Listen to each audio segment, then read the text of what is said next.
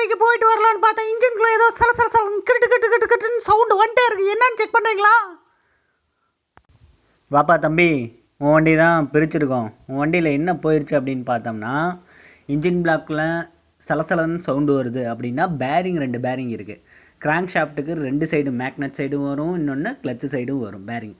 அந்த bearing number என்ன அப்படின்னா 6202. இந்த பேரிங் நம்பர் சொன்னீங்கன்னா புதுசு வாங்கிக்கலாம். இப்போ நீ இன்ஜின் வேலை செய்கிற, சப்போஸ் வண்டியில் எல்லா வேலையும் செஞ்சுட்டேன், வண்டி சலசலன்னு சவுண்டு வருதுன்னா இந்த பேரிங் உனக்கு ப்ராப்ளம் ஆயிருந்துச்சுன்னா நமக்கு பேரிங் சவுண்டு வரும். ஸோ இந்த பேரிங் மாற்றும்போது அதுக்கு பக்கத்தில் இருக்கிற 2 ஆயில் சீலும், மேக்னட் ஆயில் சீலும் மாற்றணும், கிளச் ஆயில் சீலும் நீ கம்பல்சரி மாற்றி ஆகணும். பழைய ஆயில் சீலே போட்டுக்கலாம் அப்படின்னா உனக்கு கம்ப்ரஷன் நிற்காது. ஓகேவா?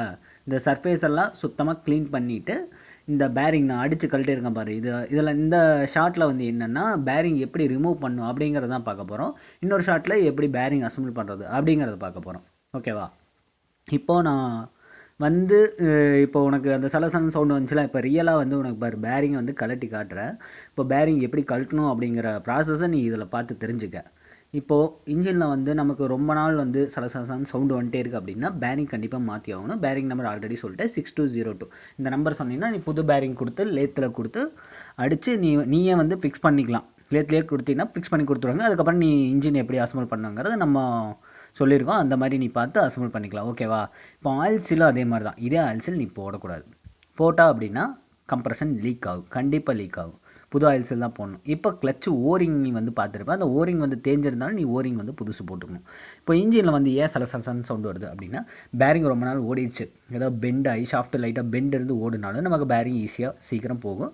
ஸோ அந்த சவுண்டு தான் உனக்கு பெரிய இன்ஜின்குள்ளே பெரிய நாய்ஸாக கிரியேட் ஆகும்.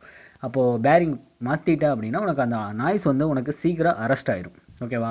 இப்போது இது போய் நீ அப்படியே ஓட்டினின்னு வச்சுக்க, உனக்கு எஃபிஷியன்சி அவுட்புட் கரெக்டாக உனக்கு கிடைக்காது. வண்டி ரொம்ப நாய்ஸ் கிரியேட் ஆகும். வண்டியோட எஃபிஷியன்சி ரொம்ப லோ ஆகும், மைலேஜ் லோ ஆகும். அதுக்கு அடுத்து பார்ட்ஸ் எல்லாமே போக ஆரம்பிக்கும். ஷாஃப்ட் பெண்ட் ஆகும், கிளச் பிளேட் எல்லாமே தேயும். மேக்னட் சைடு பார்த்திங்கன்னா வெளியே இருக்கிற மேக்னட் எல்லாமே உலண்டு ஓடுற மாதிரியே ஒரு ப்ராசஸ் இருக்கும். இந்த மாதிரியெல்லாம் நிறைய இஷ்யூ ஃபேஸ் பண்ணுவீங்க. அதனால் கூடிய சீக்கிரம் மாற்றிடுங்க. ஏன்னா ஃபஸ்ட்டு சவுண்டு வந்தனே செக் பண்ணிட்டீங்க அப்படின்னா உங்களுக்கு செலவு கம்மி. அப்படியே ஓட்டிகிட்டே இருந்தீங்கன்னா ஒவ்வொரு பார்ட்ஸும் வியர் அண்ட் டேர் ஆக எல்லா பார்ட்ஸும் உங்களுக்கு தேய ஆரம்பிக்கும். ஸோ ரிமைனிங் நீங்கள் எல்லாமே மாற்றுற மாதிரி ஆயிடும். ஓகேவா?